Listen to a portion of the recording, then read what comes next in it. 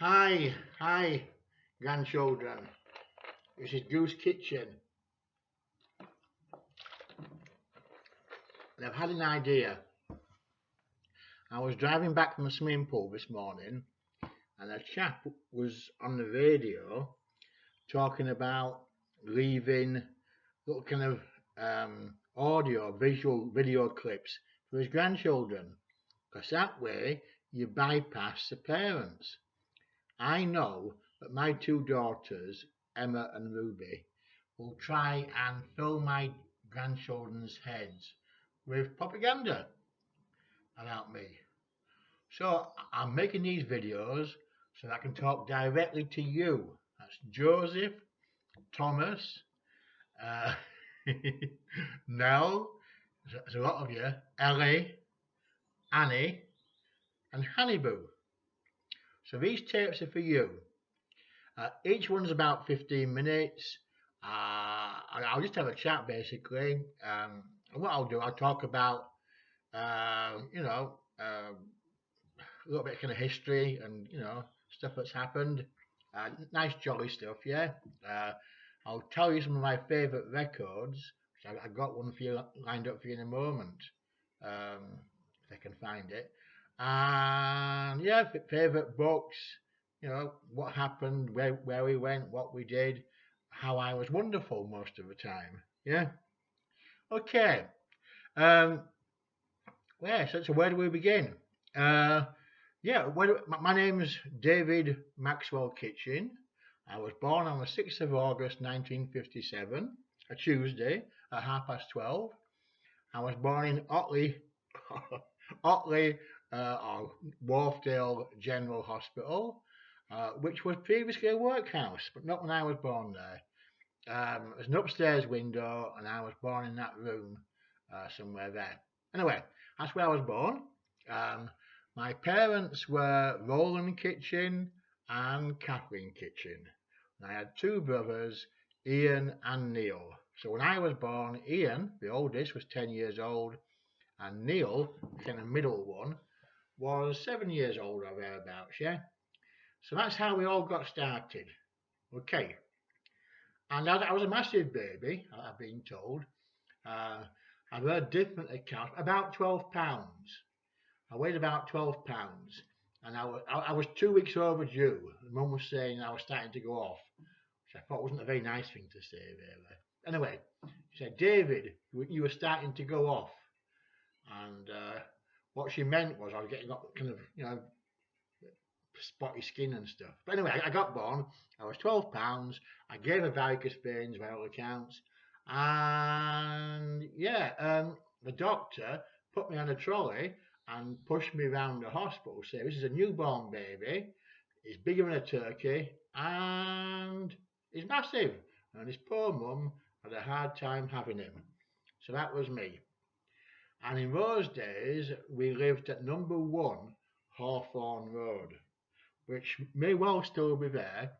These were houses built after the war, because the Germans came over and bombed all the houses. So not in Yeadon as such, not really. See, I come from Yeadon, a town called Yeadon, which was a village when I was growing up. Anyway, number 1 Hawthorne Road, a prefabricated house sort of, and it was next to Yeadon Banks. Okay, so we all live there, and my earliest memory is it's snowing. It snowed. It always snowed a lot then, and I thought I want to save some of this snow for when it gets warm.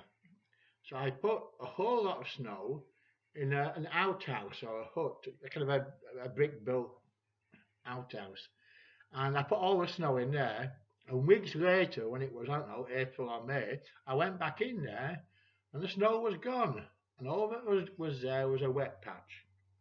Now, that was my first ever memory. Is it a good one? Another one's to do with rice pudding, being made to eat rice pudding.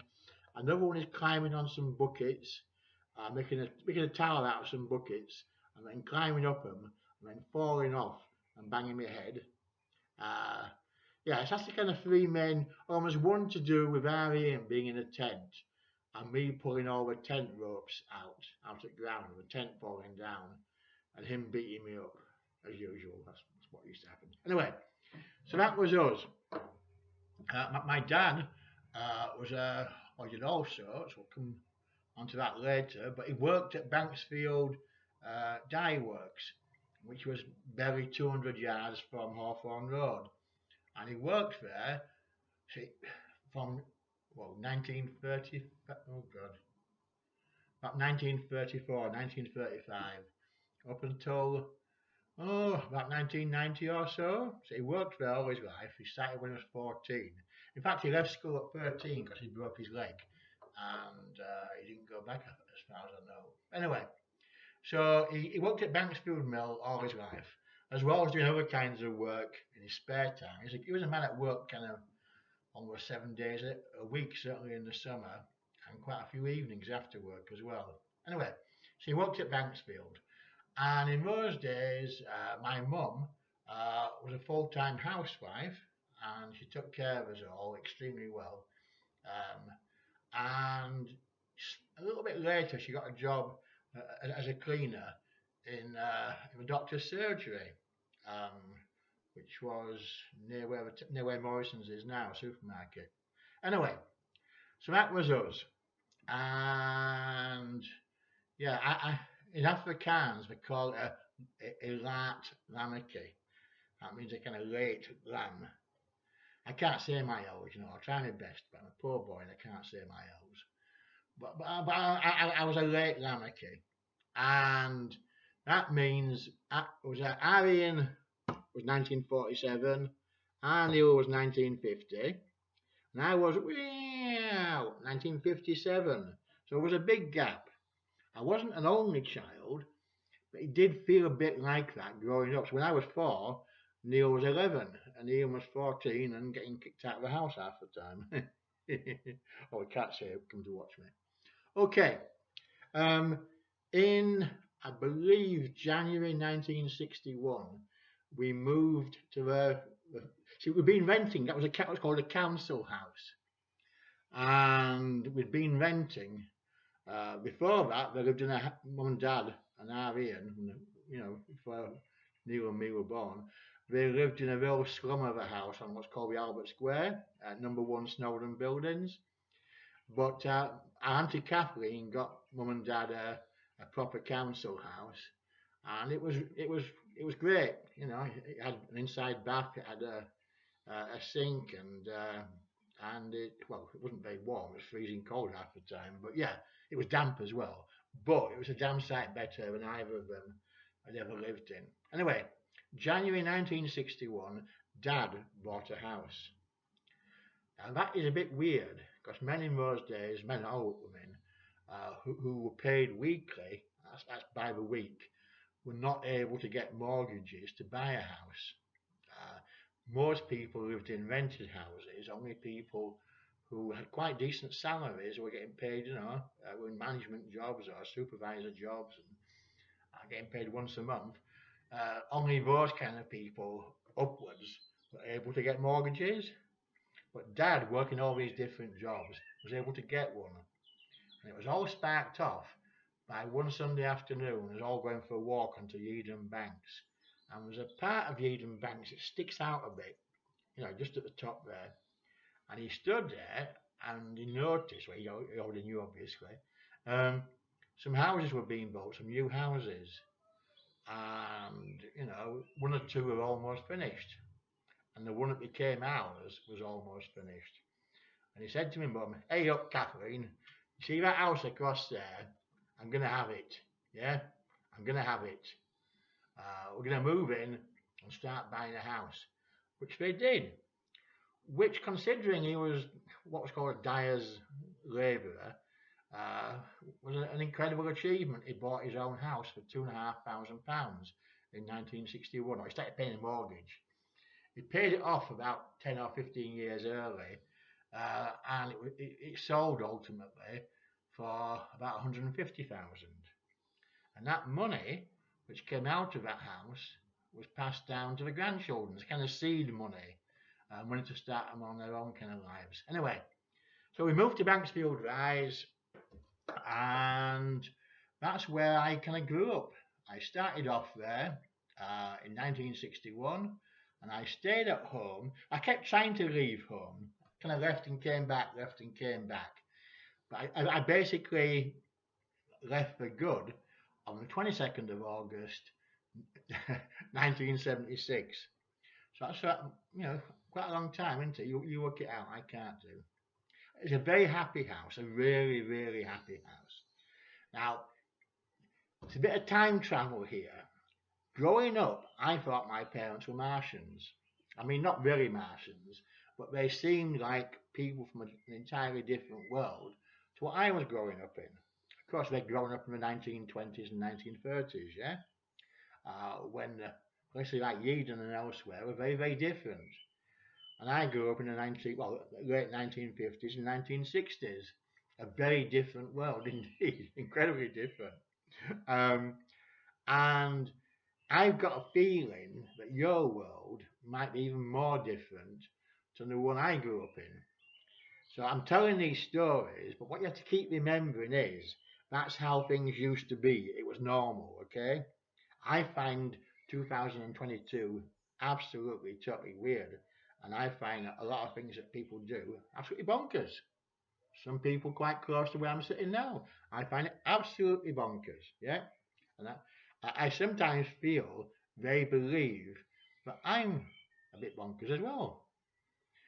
What I'm trying to say is, I had different ways of thinking, all of it to my parents.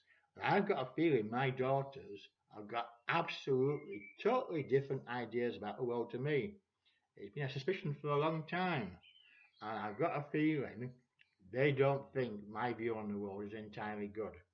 So anyway, so what I'm doing here, telling these stories, it's like hearing it from a horse's mouth. I'm telling you straight, it's kind of grandkids now. I'm telling you straight how it was, and that I'm not, whatever they say I am. I'm a really nice chap, and I did pretty damn well. Yeah, I'm saying that. Yeah. Anyway, so Banksfield Rise. Yeah. Yeah. What kind of memories? It's mostly about meat and potato pie. On a Monday, we had bacon and bacon and dip.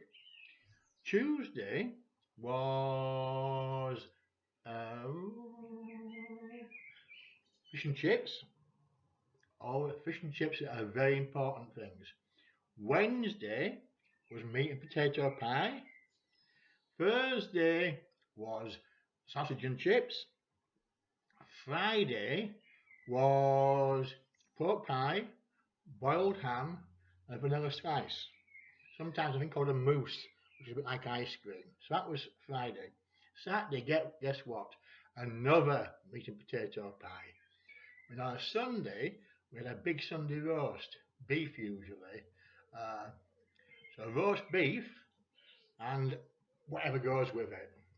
So most of my memories, and it's quite significant, are to do with meat and potato pies, which I've remained very fond of all my life. Yeah.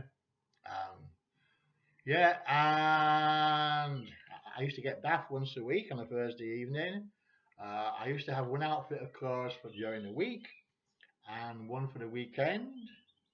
I wore the same shirt all the way through school, 5 days a week.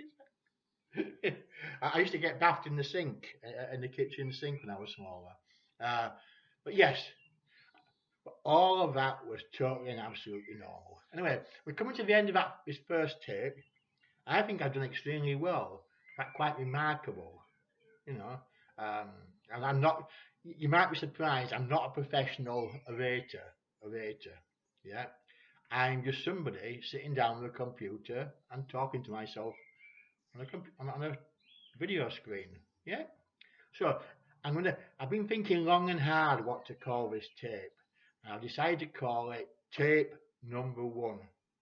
Yeah, tape number one. And I'm thinking hard what to call the next one, and it may well be tape number two. Tape number two will be more about how the 1960s was and how it was growing up in the 1960s. Most of all about the music. I'm a big fan of music. Okay, I've hit my 15 minutes. I better come to a halt. By the way, can you do this? I can do muscle dancing. My dad taught me to do that.